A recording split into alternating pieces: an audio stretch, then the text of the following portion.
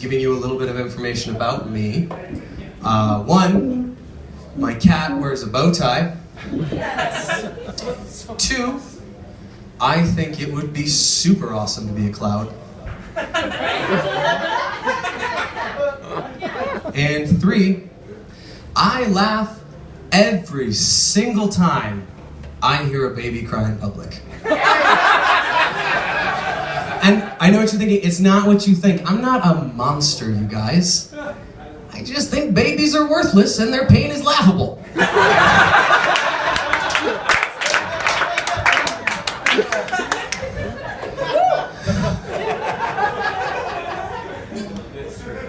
It's accurate. It's very accurate. So, meow. I'd like to, if I can, just take a moment and get real with you guys for just a bit. Because I feel like comedians in this day and age have a certain responsibility to tackle the big issues. We're basically modern day philosophers. It's no big deal. Just don't say NBD. NBD.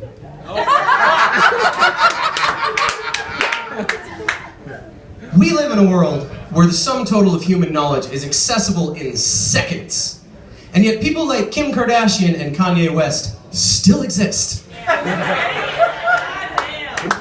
We live in a world where it is possible to talk to someone on the other side of the planet in real time, and yet all we care about is pinning more bacon-wrapped treats to our Pinterest boards. We get it. Everything is better with bacon. You could literally wrap a toddler in bacon and it would be delicious.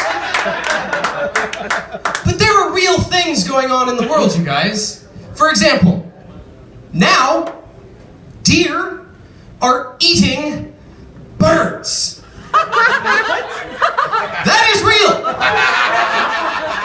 Scientists recently set up nets to capture birds so they could take them in for study. They also set up motion capture cameras so they would know when there were birds in the nets. Instead, what they got was a bunch of pictures of deer walking up to the nets and just fucking eating little baby birds right out of the fucking nets.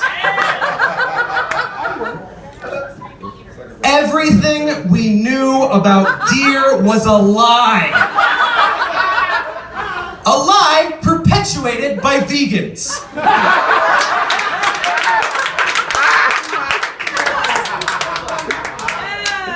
Thanks, vegans. Do you guys have to make everything terrible? Dumb question. We've all tried your food. We know what you're up to with your pro-deer propaganda and your flavorless cookies. Okay, technically, crap is a flavor, but you get that. Well, I say, it's time we stand up to the vegans. Yes. I've already come up with a plan. I'll share it with you now. Step 1. Switch to an all-meat diet.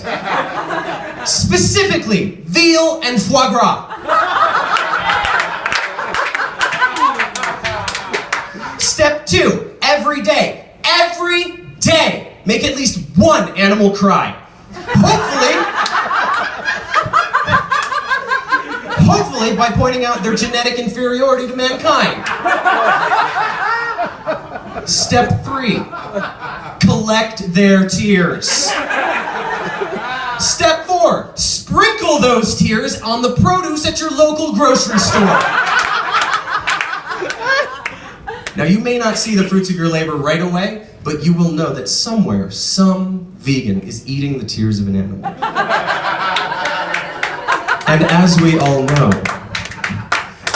all know, animal tears burn vegans like acid or a hot soup. Step 5, destroy all the wheatgrass. Wheatgrass is the source of the vegan's power. Eliminate the wheatgrass, you cut the head off the snake. Step 6, we then round up all the vegans, now sapped of their power, and throw them into a holding cell, into which we periodically toss a single veggie burger. Twist! The veggie burger is actually made of dolphin. Because as we all know, vegans worship dolphins. And the first step down the road to recovery is to lay aside their false idols. And what better way to show that they no longer worship at the altar of the porpoise, but to consume that which they once deified? Fun fact. That is actually why the disciples were forced to eat the flesh of Christ. It's in the Bible. Look it up. Step 7.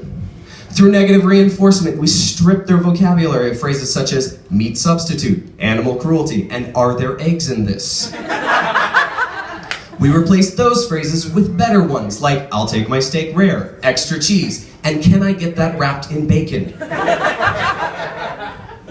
Step 8. Once all of the vegans have been fully rehabilitated, we then tag them and release them back into the wild. Now I know what you're thinking. You're thinking, Daniel, that is the single greatest plan I have ever heard. But as we all know, vegans are inherently lacking in moral character and fiber. What if?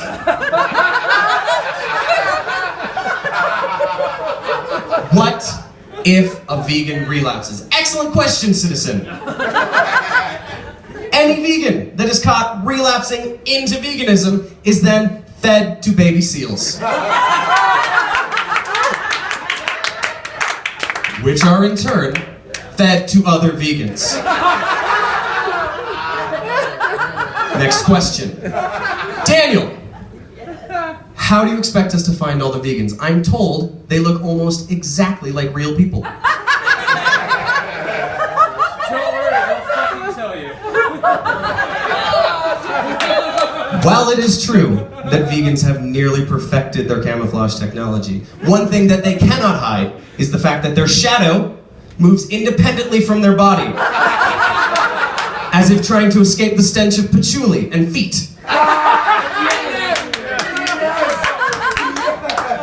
Find the shadow, find the vegan. Final question, Daniel. I already feel safer just knowing this plan exists. Not a question, but you're welcome, sir. If there's one thing I've learned about living in America, it's that together we can save the world from anyone with even slightly differing viewpoints than ourselves.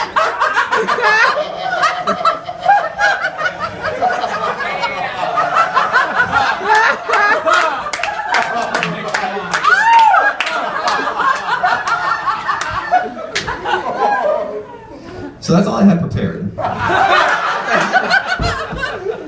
But I have been watching a lot of Star Trek. So it's on Netflix. Oh yeah. It's all on Netflix. And I have watched it all. And I'm sure this question has been asked many times in many ways. But why does Lieutenant Worf's head have to look like a vagina? It's really starting to creep me the fuck out. Someone rub his clitoris. Thanks, guys.